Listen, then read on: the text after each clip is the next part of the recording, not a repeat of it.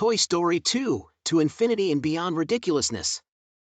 Gather round, dear listeners, as we embark on a hilarious romp through the wonderful world of Toy Story 2, where the laws of physics are more like suggestions and the adventures are as absurd as they are entertaining.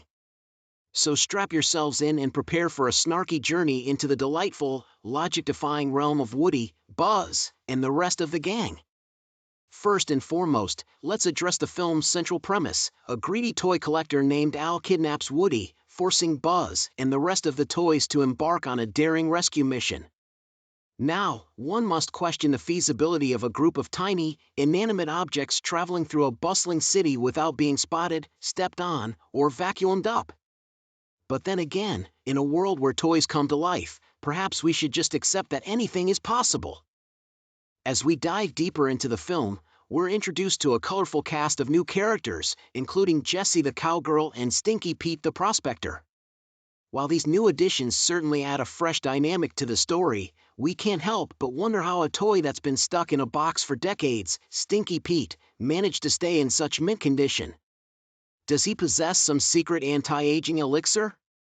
Or perhaps he's made a deal with the devil in exchange for eternal youth and minty freshness? One of the most memorable scenes in Toy Story 2 involves the toys crossing a busy road by using traffic cones as disguises.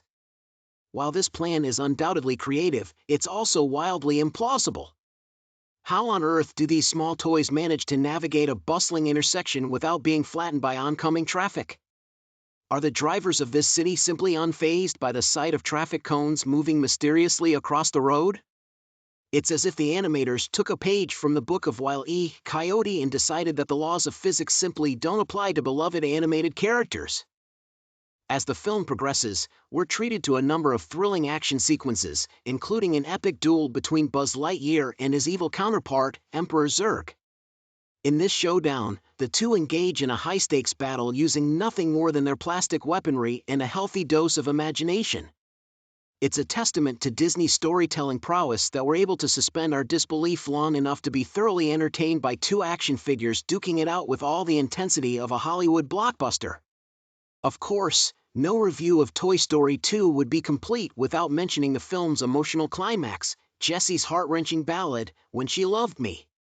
As the song plays, we're treated to a montage of Jessie's former owner, Emily, growing up and eventually abandoning her beloved toy. While the scene is undeniably touching, it's also a bit perplexing. Are we to believe that Emily simply forgot about her once-cherished cowgirl companion, relegating her to a life of dusty obscurity in a cardboard box? It seems that the fickle nature of childhood attachment is as cruel as it is unpredictable. Continuing our snarky journey through Toy Story 2, we must address the airport baggage handling scene. In this action-packed sequence, the toys attempt to rescue Woody from the clutches of Al the toy collector by navigating the perilous labyrinth of an airport's baggage system. While it's certainly a thrilling ride, the scene raises some serious questions about airport security. How are a group of toys able to infiltrate such a secure location without being detected? Perhaps the TSA was too busy confiscating shampoo bottles to notice a gang of anthropomorphic playthings running amok in the airport. Now let's talk about Al's Toy Barn, the massive toy store that serves as the backdrop for much of the film's action. In this toy wonderland, the characters encounter everything from a battalion of identical Buzz Lightyear action figures to a terrifying aisle of bargain bin toys. But what's truly baffling is the sheer scale of this toy emporium. Are we really expected to believe that a single toy store could house such an impressive array of merchandise, complete with its own functional elevator and life-size toy displays? It's as if Al's Toy Barn is less of a store and more of a parallel toy universe. And while we're on the topic of Al's Toy Barn, we must mention the scene in which Barbie makes her grand entrance. As she cruises into the frame in her signature pink convertible, it's impossible not to be amused by the sheer audacity of her character design. With her impossibly long legs, gravity-defying hair, and perpetually perky demeanor, Barbie seems to exist in a world all her own, one where the laws of physics and basic anatomy simply don't apply. In a climactic showdown, Woody, Buzz, and the rest of the toys face off against Stinky Pete, who's revealed to be the true villain of the film. As the battle ensues, it becomes increasingly clear that the toys are seriously outmatched by this wily, box-dwelling prospector. But just when all hope seems lost, the toys are saved by an unlikely ally, a toy bird that bears a striking resemblance to Woody. It's a classic case of Disney Deus Ex Machina, where even the most implausible scenarios can be resolved with a bit of animated ingenuity. Before we dive back into the conclusion, let's examine some of the other peculiarities that make Toy Story 2 such a delightful enigma. For starters, there's the issue of toy reproduction. When Jessie, Woody's newfound cowgirl companion, tearfully recounts the story of her previous owner, Emily, she reveals that she was once part of a larger set that included Woody and Stinky Pete. But if toys are mass-produced, how is it that there are seemingly only one Woody, one Jessie, and one Stinky Pete in the entire universe? Did the toy factory suffer a catastrophic malfunction, or is there a secret toy cloning facility hidden somewhere in the depths of AL's toy barn? Another bizarre aspect of Toy Story 2 is the notion of toy sentience. Throughout the film, the toys exhibit an impressive range of emotions, including fear, love, and even existential dread. But how is it that these plastic playthings are capable of such complex emotional experiences? Are we to believe that every toy is imbued with a soul, or is there some sort of magical energy coursing through their plastic veins?